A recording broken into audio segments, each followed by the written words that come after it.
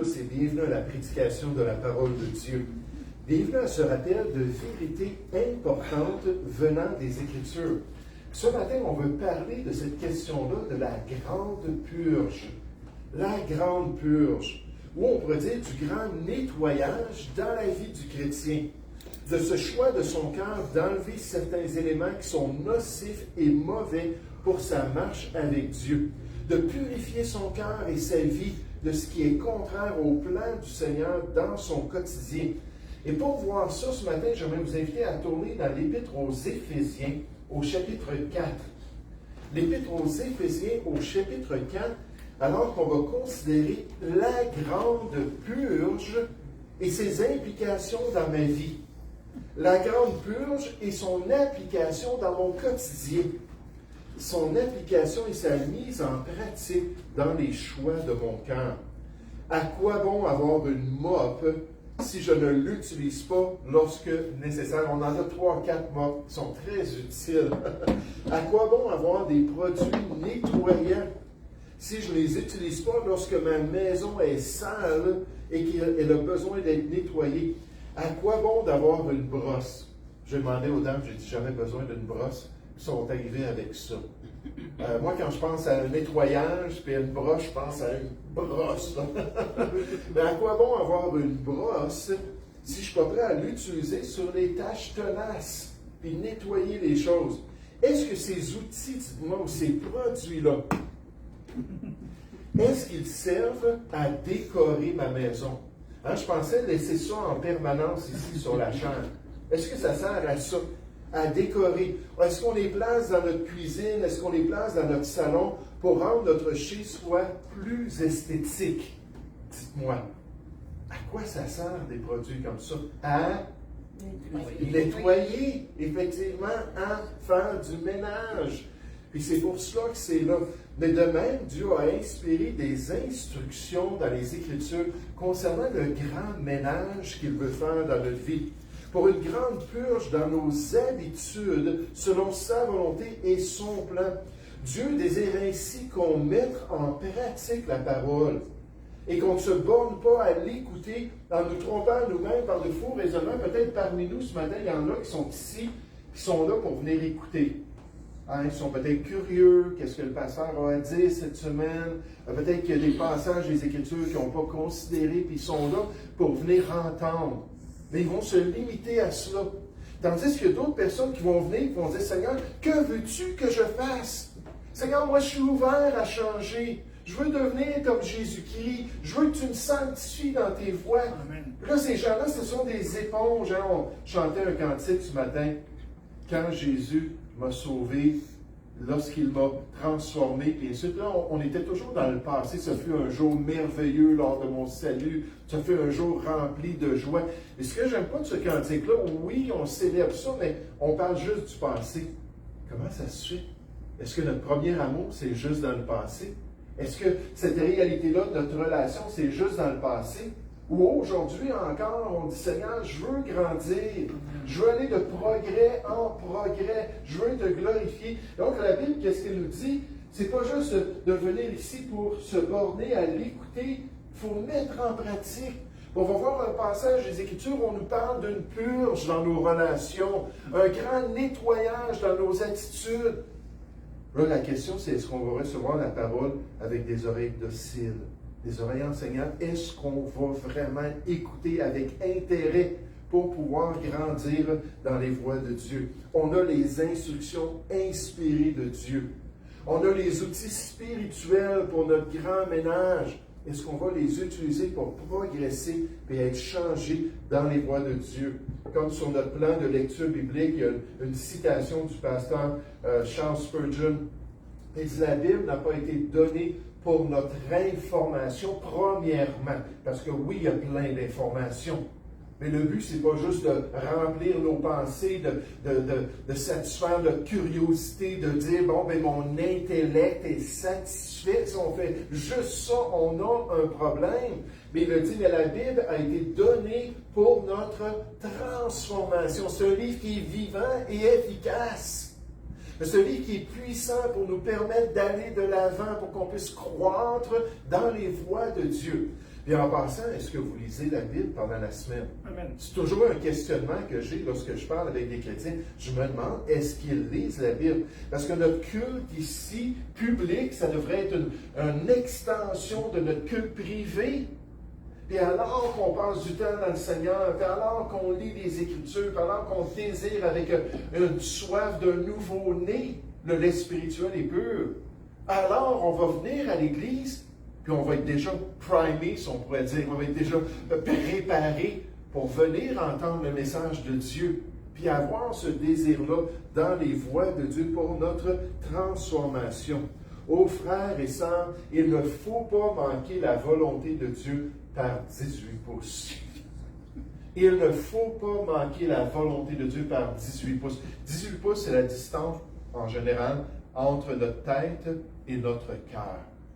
Si c'est juste pour notre tête, qu'on ne laisse pas ces choses-là descendre dans notre cœur, on manque le bateau. On n'accomplit pas la volonté de Dieu. Mon père me disait toujours, toi, là, quand je te dis de quoi, Jean, ça rentre dans une oreille, ça sort par l'autre, ça ne change rien dans ta vie. Et malheureusement, j'étais comme ça.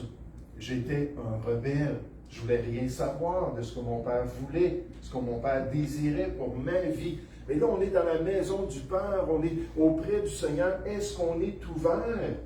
La différence entre connaître la parole de Dieu et lui obéir véritablement est d'environ 18 pouces. La distance entre notre tête et notre cœur. Si sa parole n'affecte que notre intellect, nous passons complètement à côté de sa volonté, comme nous dit le pasteur Vernon McGee, qu'on n'atteint pas le plan de Dieu. Regardez dans Éphésiens chapitre 4, notre passage, où on voit cette grande purge que Dieu veut dans nos relations, cette grande purge qu'il veut dans nos émotions et dans nos attitudes.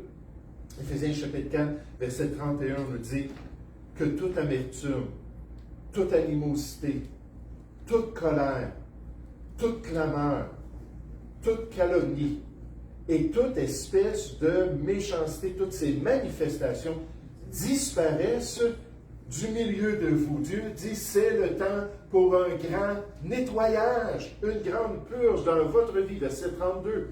Soyez bons les uns envers les autres, compatissants, vous pardonnant réciproquement comme Dieu vous a pardonné en Christ. Ce matin, j'aimerais qu'on remarque ensemble ce qui doit partir dans ce grand nettoyage, ce que Dieu veut enlever, ce qu'il ne veut pas qu'on tolère dans notre vie, qu'on tolère dans nos attitudes. Le passage est tellement clair.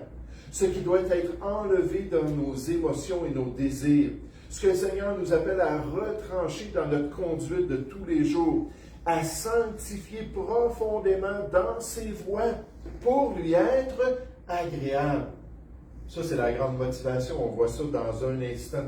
Comprenons que la sainteté n'est pas simplement un sentiment. C'est se dépouiller concrètement du vieil homme et revêtir le nouveau. C'est renoncer délibérément au péché pour plaire à Dieu, pour lui être agréable. Ce Dieu-là qui marche dans la lumière, ce Dieu-là qui est parfaitement saint. À même les chérubins auprès de lui disent « Saint, Saint, Saint l'Éternel Dieu! Toute la terre est remplie de sa gloire. » Ces créatures rangées d'éclat regardent la personne de Dieu et ils le voient comme impeccable. Ils le voient comme étant parfaitement juste, parfaitement amour, parfaitement droit en toutes choses.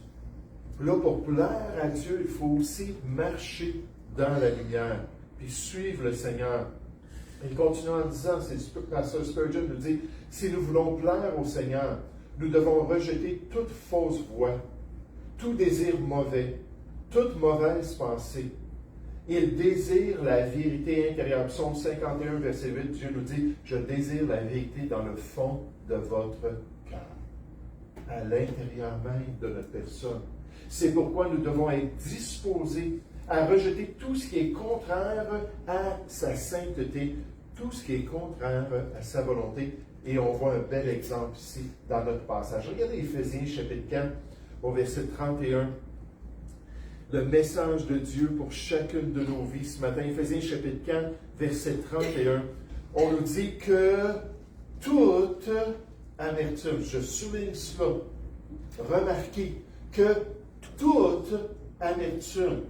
Donc là, on est en train de nous présenter un absolu, une entièreté. Pas un peu d'amertume qu'on enlève, pas une quantité d'amertume, non, on nous dit la totalité, toute amertume, toute animosité, toute colère, toute clameur, toute calomnie et toute espèce de méchanceté disparaissent du milieu de vous. Donc Dieu nous demande une tolérance zéro pour l'amertume. Maintenant, c'est quoi l'amertume? C'est un ressentiment profond, un ressentiment persistant. J'ai de la misère avec quelqu'un, j'ai de la misère avec un ami, j'ai de la misère avec mon épouse, j'ai de la misère peut-être avec un chrétien, j'ai de la misère avec le pasteur. Puis là, c'est toujours là dans mes pensées, et qui me tente, et qui me dérange. Puis l'amertume, la Bible dit dans Hébreux 12-15, c'est comme une plante. Et à la longue, les racines deviennent de plus en plus profondes. On a planté un arbre, mon épouse vous le dirait, moi je ne connais rien dans ces choses-là. Quand on l'a planté, là, à côté de notre clôture, c'est un petit arbre, puis en l'espace de juste quelques années, il est rendu un monstre. Puis ce que j'ai appris, c'est que certains de ces arbres-là qui poussent très rapidement à l'extérieur, poussent très rapidement aussi à l'intérieur. Ils envoient leurs racines là, profondément, là, puis on le regardait hier, on dit, mon ami, c'est ton bingo. Puis là, on comparait avec d'autres choses qu'on a plantées à la même époque, qui sont toutes chétifs, tout petits. Puis lui, là, c'est un monstre. Mais l'amertume, c'est comme ça. Ça reste, ça persiste, ça se développe. Puis là, ça nous amène aux autres éléments que Dieu nous dit, tolérance zéro. Ces autres éléments-là. Donc, pour l'amertume, tolérance zéro. Pour l'animosité, c'est quoi l'animosité? C'est un désir de blesser autrui, de lui faire du mal, d'être violent envers quelqu'un, d'agir finalement sans conscience. Hein, on sait que la Bible nous dit que c'est mieux de tomber entre les pattes d'un ours privé de ses petits, on dit ça dans les proverbes, qu'entre les mains d'un insensé pendant sa folie. Puis il y a des gens, là, des fois, qui deviennent tellement comme un animal, un prédateur, puis là, ils sont tellement fâchés qu'ils seraient prêts à faire n'importe quoi pour faire du mal à l'autre. L'animosité, Dieu dit tolérance zéro. Dieu ne veut pas ça dans notre vie. Ensuite, on nous parle de la colère. La colère, c'est une réaction forte, c'est une réaction négative contre les injustices de notre vie, puis on va la manifester. Ensuite, on nous parle de la clameur. La clameur, c'est l'explosion d'une colère qui se manifeste par des cris puis des emportements intenses. Hein, puis des fois, on passe à côté d'une maison, puis on prend une marche, mon épouse et moi, avec nos chiens, puis tout à coup, à l'intérieur, on entend « ça se crie après, puis ainsi de suite. » Puis moi, j'ai été élevé dans une famille comme ça. Mes parents, deux têtes fortes, deux personnalités orgueilleuses. Ça se criait après, des fois, on voyait des verres puis des tasses passer, puis ça éclatait dans la cuisine, puis ça s'envoyait des choses, puis il y avait cette clameur-là, l'explosion de la colère. Dieu dit tolérance zéro chez toi. Je ne veux pas ça dans ta vie. On continue. Pour la calomnie. La calomnie, ce sont des paroles abusives, des attaques contre la réputation d'un autre. On prend le cellulaire. Maintenant, on va aller peut-être texter ou on va aller faire un FaceTime. On va s'en aller et dire hey, avez-vous vu ça, cette personne-là? Ça a-tu de l'allure, ce pasteur-là? Là, on calomnie, on attaque. Et donc, dans le fond, on ne veut pas régler la situation. Parce qu'en passant, si vous avez un problème avec moi ou un autre administrateur dans l'œuvre de Dieu ou au travail, peu importe le contexte, une personne en autorité, si vous allez en parler à tout le monde, là, et que vous n'en parlez pas à la personne en autorité, c'est juste de la calomnie. Vous voulez le salir, vous voulez attaquer sa réputation et vous ne voulez pas régler le problème, hein, puis améliorer la situation. Je me souviens, j'étais rentré dans une compagnie, puis tout de suite, le gars qui m'a embauché a dit devant tout le monde, il dit, oh, juste en passant, là, ce gars-là, là, c'est un chrétien évangélique. Puis là, j'ai eu des noms comme ça m'a toujours fait rire parce que plus tard, je suis devenu pasteur, mais j'ai travaillé, assistant pasteur, j'ai travaillé quand même pour gagner mon pain. Là, les gens m'appellent curé. Oh, le curé s'en vient, le curé s'en vient. Mais ce qui était frappant, c'est que quand on mangeait ensemble, ça arrivait qu'il y avait un temps de calomnie contre le contremaître, ou un temps de calomnie contre le patron, contre celui qui est en charge de notre département, peu importe. Plus tard, c'est moi qui est devenu en charge du département. Fait que là, je le savais quand il s'en allait dans le coin, c'était contre moi, là. Mais est-ce que ça réglait quoi que ce soit? Puis là, des fois, le patron rentrait à l'heure du dîner pour venir juste dire, cet après-midi, en passant, là, on a un rush sur telle et telle commande, assurez-vous de faire ça. Là. Là, tout le monde était, beau sourire. Mais il venait juste de parler contre lui. Personne ne se levait pour aller le voir et dire, écoutez, on trouve ça difficile, ça. On trouve que c'est pas juste, peu importe le contexte.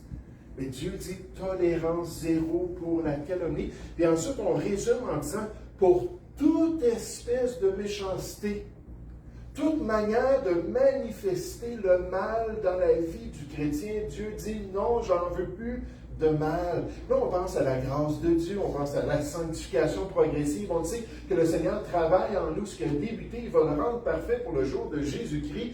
Mais on voit tout le potentiel pour ces problèmes-là au niveau de nos relations interpersonnelles. Puis l'idéal de Dieu, c'est la tolérance zéro, le grand nettoyage pour ces aspects néfastes d'après le plan du Seigneur. Le pasteur John MacArthur explique que l'amertume, la colère, la fureur, les clameurs, les calomnies sont les ordures de l'ancienne vie. Vous savez, quand un pasteur dit quelque chose comme ça, il n'est pas en train de se placer dans une classe à part. John MacArthur ne pensait pas qu'il n'y avait pas ces problèmes-là dans sa vie en disant ça. Il fait juste démontrer l'évaluation de Dieu. Si c'est tolérance zéro, c'est que c'est pas bon du tout dans notre vie. On ne devrait pas accepter ça. On nous dit de ne pas prendre soin de la chair. Dans Romains 13, 14, pour en satisfaire des convoitises. Donc, le vieil homme, c'est non. On doit résister, on doit le crucifier, on doit se détourner. Lorsqu'un chrétien s'accroche à ses péchés, il étouffe l'œuvre de l'esprit, nuit à son témoignage et empoisonne ses relations. Et nécessairement, ce n'est pas ça que Dieu veut. Mais lorsqu'il les rejette, il fait le grand nettoyage. Il laisse la place à la grâce, à la guérison et à la puissance de Christ d'agir en lui. Puis dans Éphésiens 4, au verset 31, on nous présente cette grande purge, ce grand témoignage que Dieu veut au niveau de nos attitudes et au niveau de nos relations. Un passage parallèle dans le Nouveau Testament, Éphésiens 4, on va toujours dans Colossiens chapitre 3. Ça dit, mais maintenant, renoncez à toutes ces choses. Renoncez encore une fois à toutes ces choses.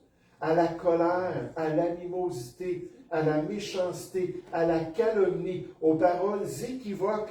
En passant, paroles équivoques, c'est la parole aux deux visages. Qu'est-ce que ça veut dire? C'est qu'on peut dire une chose, mais on signifie quelque chose d'autre. Le sarcasme, ça tomberait probablement dans ces paroles équivoques-là. Les acteurs dans les grandes pièces de théâtre grecques de l'époque mettaient un visage de sourire, mais à l'intérieur ou dans leur vrai visage, ils pouvaient être en colère. Puis le démontrer un petit peu pendant la pièce. Et là, on dit des choses, on fait des farces. Puis on dit, hey, t'as donc bien pris du poids. Aïe, aïe, aïe, McDonald's, c'est populaire chez toi. Puis on dit ça en souriant, mais en d'autres mots, hey, tu fais pitié, là. T'as donc bien pris du poids. Et là, il y a des messages comme ça qui sont confus, qui ne sont pas clairs, qui peuvent être blessants. Moi, je connais assez d'Américains pour dire que le sarcasme, c'est très populaire aux États-Unis. Mon épouse, à un moment donné, est allée voir une des femmes de pasteur de notre assemblée pour lui partager qu'elle était enceinte. Puis mon épouse, elle a son diplôme en éducation, puis elle enseignait dans notre école chrétienne. Puis elle enseignait plutôt, oui aussi, mais surtout, ils avaient une école de langue pour les missionnaires. Puis donc, elle venait de commencer l'année, puis là, elle est allée là-bas, puis elle s'est engagée de faire toute l'année, puis de servir, puis d'aider les missionnaires à apprendre la langue. Donc, elle était très bonne en le faisant. Mais là, elle est tombée enceinte. Elle est allée voir la femme du pasteur, puis elle lui a partagé ça, puis elle a dit, « je veux juste te mentionner, je suis enceinte. Hein? » On pense à quand quelqu'un tombe enceinte, on va se réjouir avec la personne, on va être content pour la personne, pour le couple, tout ça. Puis la femme l'a regardé, puis c'était une Américaine. Elle a dit, t'es enceinte. Je hais les femmes enceintes. Pourquoi est-ce que tu es tombée enceinte? Ne réalises-tu pas que tu as un contrat d'une année avec nous? Là, ça fait déjà quelques mois, elle pouvait finir l'année, puis compléter l'éducation, même si elle était enceinte. Là, il est revenu chez moi en pleurs. Puis là, il a fallu qu'on aille voir le pasteur et son épouse, puis parler de ça. C'était une des familles pastorales dans l'Assemblée, parler de ça. Puis le pasteur en question, il a regardé son épouse, il dit « Ah, c'était juste une farce. C'était juste une farce. » Je dis « Oui, quand elle est arrivée à la maison, c'était pas une farce. Elle avait le cœur brisé par ce qui avait été dit. » Mais on nous dit cela, les paroles équivoques qui pourraient sortir de votre bouche. Renoncez à ces choses. Mettez cela de côté. Est-ce qu'on est prêt à le faire par la grâce de Dieu, par l'œuvre de l'Esprit de Dieu en nous? Est-ce qu'on veut nettoyer nos vies de tous ces éléments néfastes qui sont présentés dans notre passage? Est-ce qu'on laisserait Dieu nous aider à faire la grande purge? Amen. Parce que ça dépend de lui, ça prend une relation avec Dieu. Il faut laisser l'Esprit de Dieu agir en nous. Plus qu'on laisse l'Esprit agir en nous, plus qu'on a de victoire spirituelle. Ce n'est pas d'avoir plus de l'Esprit, c'est que l'Esprit veut avoir plus, il veut nous remplir, puis il veut nous guider, puis il veut nous permettre d'accomplir le plan de Dieu.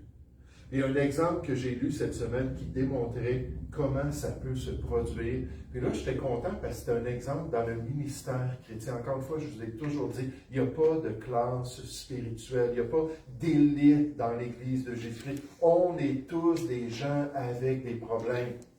Puis là, c'était à la fin du 19e siècle. C'était un pasteur âgé du nom de John Smith.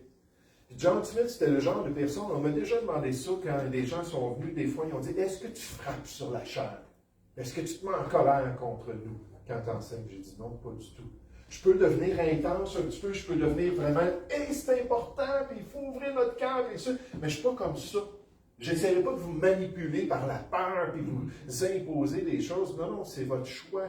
Dieu veut qu'on fasse des choses de bon cœur, comme pour le Seigneur. Là, il m'a demandé ça, mais lui, il était connu comme un prédicateur avec des sermons enflammés. Puis vraiment, là, il pouvait... Je me souviens d'un pasteur au Québec qui, pendant une prédication, il a commencé à dire « Ah, tu le sais, Yves? Puis toi, tu le sais, John?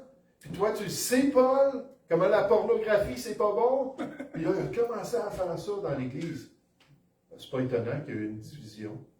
Ça a soulevé des choses au niveau de la confidentialité avec le pasteur, puis ainsi de suite, au niveau de qu'est-ce que je suis prêt à lui dire, parce qu'il va peut-être dire ça dans un de ses sermons, ça a rapport à un de mes péchés, puis ainsi de suite. Ça a affecté beaucoup l'Assemblée, mais il était connu comme ça. Mais alors qu'il lisait Éphésiens 4 au verset 31, Dieu a touché son cœur. Concernant son amertume, puis sa colère qui était constante. Il avait une réputation d'être dur et ça venait depuis longtemps.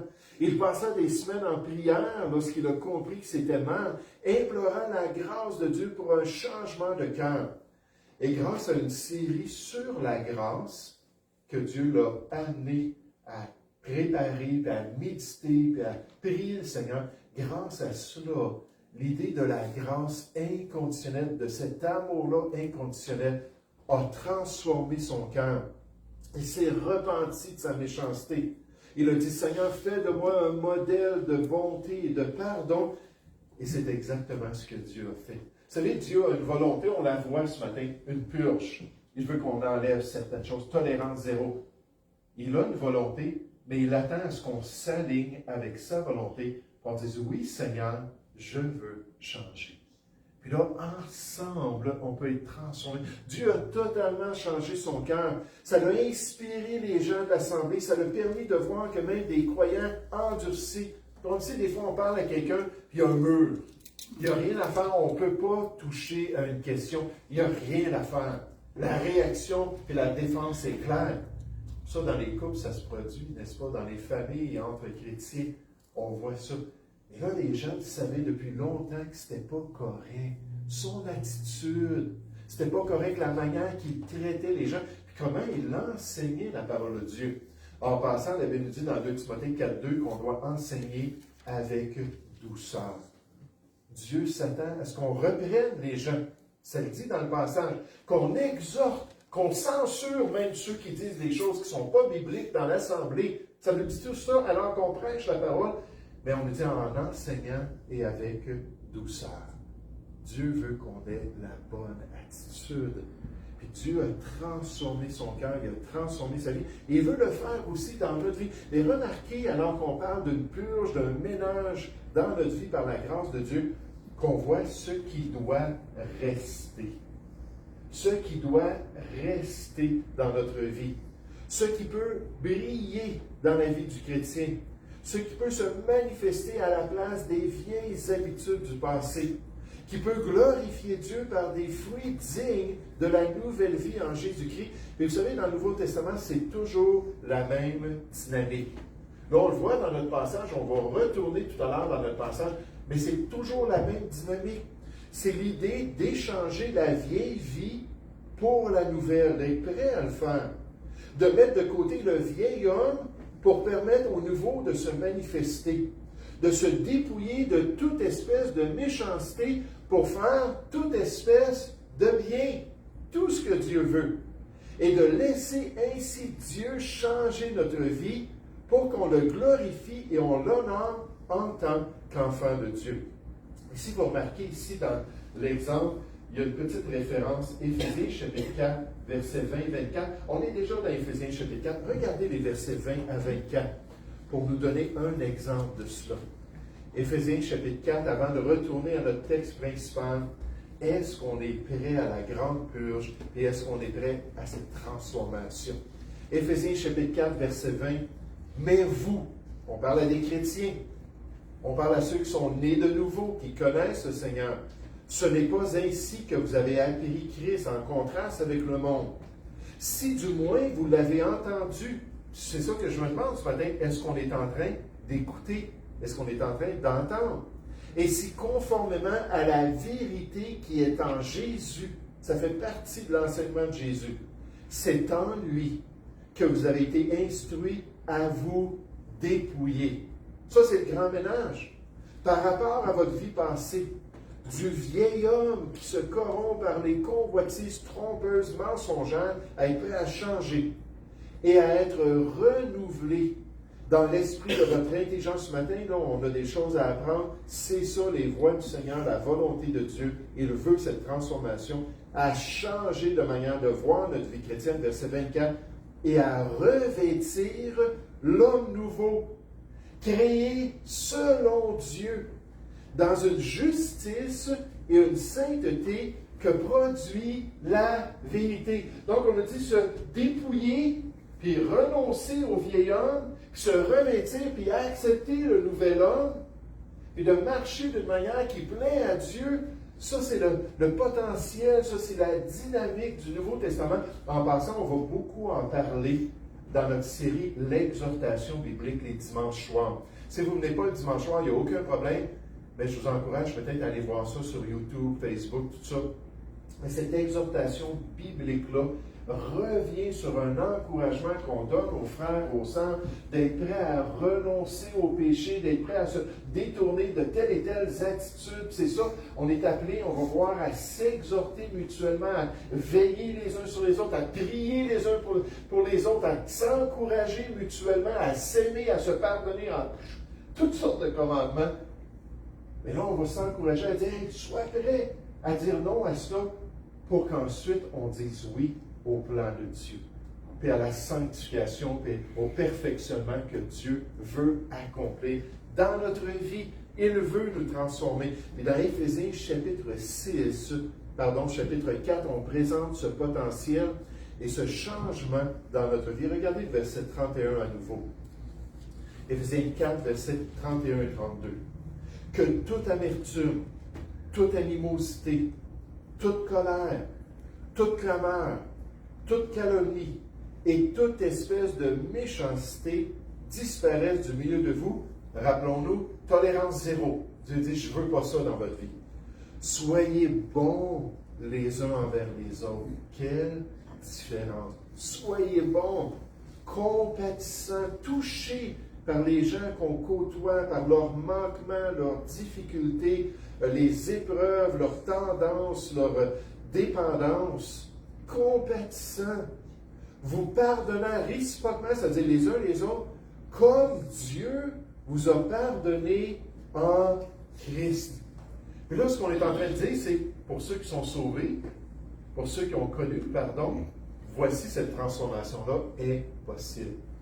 Bien souvent, lorsque je parle à des gens qui vont dire, Pasteur, on aimerait ça que tu viennes nous voir, peut-être c'est une dame ou un homme, puis là, je vais aller avec mon épouse, puis on va aller visiter ces gens-là. Puis ces gens-là vont nous partager la question de leur amertume, puis de la misère qu'ils ont avec telle et telle personne. Peut-être c'est l'ex dans leur vie qui a quitté, mais qui est parti en mauvais termes. Là, tu vois qu'ils luttent avec ça. Puis quand ils partagent ces émotions-là, ces sentiments-là qu'ils vivent, la première question que je vais leur poser, c'est est-ce que toi, un jour, tu as reçu le pardon du Seigneur? Est-ce que toi, un jour, tu as reconnu que tu avais des problèmes dans ta vie, des péchés, que tu avais désobéi, tu avais déplu à Dieu, puis que oui, tu es venu vers le Seigneur pour dire « Pardonne-moi, Seigneur! Permets-moi là, d'avoir la paix avec toi. » J'ai dit, ça fait toute la différence parce qu'on ne peut pas donner ce qu'on n'a pas reçu. Si on n'a pas reçu ce pardon-là, cette nouvelle vie-là en Jésus-Christ, et que c'est difficile de le faire pour autrui, c'est difficile de l'exprimer ici. Puis là, on nous dit, comme Dieu vous a pardonné en Christ parce que vous avez été aimé, vous avez été pardonné par Dieu, puis là, vous avez ce potentiel-là. Tournons ensemble, ça serait trop long tout le mettre à l'écran, dans Colossiens chapitre 3, le passage parallèle, où on voit cette même réalité-là. Si nous sommes sauvés, si nous avons reçu le pardon de Dieu, si nous avons cette nouvelle vie-là qui se trouve en Jésus-Christ, et là, à ce moment-là, on a tout le potentiel d'offrir ça à notre prochain, puis de pouvoir changer d'attitude envers les autres. Colossiens chapitre 3, verset 12. Colossiens 3, 12, on nous dit « Ainsi donc, comme des élus de Dieu, saints et bien-aimés, donc ceux qui ont expérimenté le salut de Dieu, qui sont élus et qui ont expérimenté ce pardon-là, ils sont aimés de Dieu, on nous dit « Revêtez-vous de sentiments de compassion, de bonté, d'humilité, de douceur, de patience. » Et si on remplace les éléments d'efface par ça, si on a fait le grand nettoyage par la grâce de Dieu, j'aimerais vous dire que ça va transformer nos relations. C'est extraordinaire ce qu'on nous dit là, d'avoir cela. Supportez-vous, verset 13, les uns les autres. Et si l'un a sujet de se plaindre de l'autre, pardonnez-vous réciproquement, encore une fois, les uns les autres. De même que Christ vous a pardonné. Vous l'avez expérimenté vous-même. Pardonnez-vous aussi. Mais par-dessus toutes ces choses, revêtez-vous de l'amour qui est le lien de la perfection. L'amour, on va voir ça dimanche prochain dans ce thème-là que Dieu a mis à mon cœur, l'amour dans les derniers temps, dans l'enseignement du Seigneur Jésus. On va regarder ça, c'est quoi l'agapé? Qu'est-ce que ça veut dire aimer bibliquement? Dans la Bible, il y a plus qu'une sorte d'amour, mais l'amour principal, c'est cet amour-là de Dieu. Qu'est-ce que ça veut dire? Vous allez voir, c'est tellement beau. Et le défi de demeurer dans cet amour-là. Et là, on nous dit, verset 15, « Et que la paix de Christ, à laquelle vous avez été appelés pour former un seul corps, une seule Église, règne dans vos cœurs et soyez reconnaissants. C'est possible en tant qu'assemblée, tous des pécheurs ensemble, imparfaits, mais qui marchent dans l'amour et qui laissent le Seigneur développer les bons sentiments dans leur vie. » Encore, John MacArthur nous rappelle qu'Éphésiens 4.31 décrit ce que nous devons nous débarrasser, l'amertume, la colère, la fureur et la calomnie, tandis que le verset 32 nous invite à remplacer ces attitudes destructrices par la bonté, la compassion et le pardon. On fait le grand ménage pour qu'ensuite ça soit propre, n'est-ce pas? Que ça soit beau et que ça glorifie le Seigneur. Il nous dit la véritable maturité spirituelle implique à la fois le rejet du péché et la recherche active des vertus chrétiennes. Mais la Bible nous parle de vertus, je vais prêcher là-dessus bientôt, je l'ai déjà mentionné, quand on nous dit de rajouter à notre foi la vertu. La vertu, c'est une qualité qui vient d'une piété envers Dieu. C'est un genre de force morale qui nous amène à faire ce qui est bien, même à nous surpasser nous-mêmes par la grâce de Dieu pour aller au-delà de notre personnalité, pour aller au-delà de nos faiblesses, puis de permettre à Dieu d'être glorifié par notre conduite. Mais la Bible nous dit de rajouter dans 2 Pierre 1,5 à notre foi la vertu. C'est ça qu'il mentionne ici. De poursuivre ça, je veux être un chrétien de qualité pour la gloire de Dieu. Pas pour être vu des hommes, malgré que la Bible nous dit que vos bonnes œuvres soient vues des hommes aussi, que votre lumière brille au milieu des païens, bien sûr. Mais on le fait pour glorifier Dieu et lui être agréable, alors que ça reflète la grâce qu'on a reçue en Jésus-Christ. Un autre auteur nous dit, la vie chrétienne n'est pas seulement l'absence du mal, mais la présence de la grâce. Dieu nous appelle non seulement à nous débarrasser de l'amertume et de la colère, mais à revêtir la bonté et le pardon, la nature même de Christ. Cette image-là du Seigneur Jésus. Alors, comme conclusion ce matin, encore une fois, est-ce qu'on est prêt pour le grand ménage? Amen. Est-ce qu'on a laissé la parole de Dieu et l'Esprit de Dieu cibler des attitudes néfastes dans notre vie? Démontrer ce que Dieu n'aime pas. Nous aider à comprendre que c'est tolérance zéro pour ces éléments-là. Est-ce qu'on est prêt à mettre de côté, à nous débarrasser de notre ancienne vie pour laisser place aux beaux fruits de la nouvelle vie en Jésus-Christ? Et c'est ce que Dieu nous appelle à faire. Une grande purge pour avoir ensuite de beaux fruits pour la gloire de notre Maître. Nous allons prier ensemble.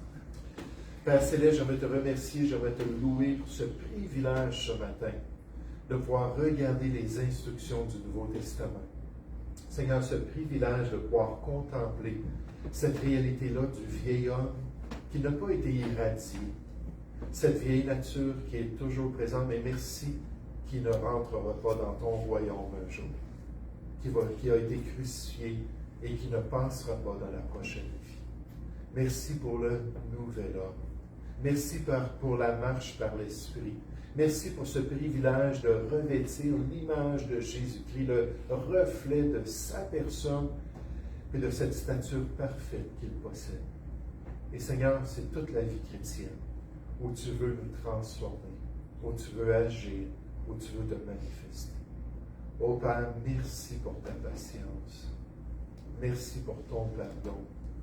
Merci que tu nous relèves lorsqu'on chancelle et lorsqu'on fait le contraire de ton plan. Lorsqu'on reste attaché à des idoles, lorsqu'on permet à des dépendances de te déshonorer et lorsqu'on a des tendances dans nos attitudes qui sont totalement contraires à la vie chrétienne. Merci que le juste tombe et se relève par ta grâce. Et Père Céleste, on te prie ce matin que tu nous aides à prendre ces choses au sérieux, à lire le Nouveau Testament avec des yeux d'intérêt, à venir à l'Église avec ce désir-là d'être encore plus transformé à cause du ministère des Écritures dans notre vie. Seigneur, nous te prions au nom du Seigneur Jésus. Amen.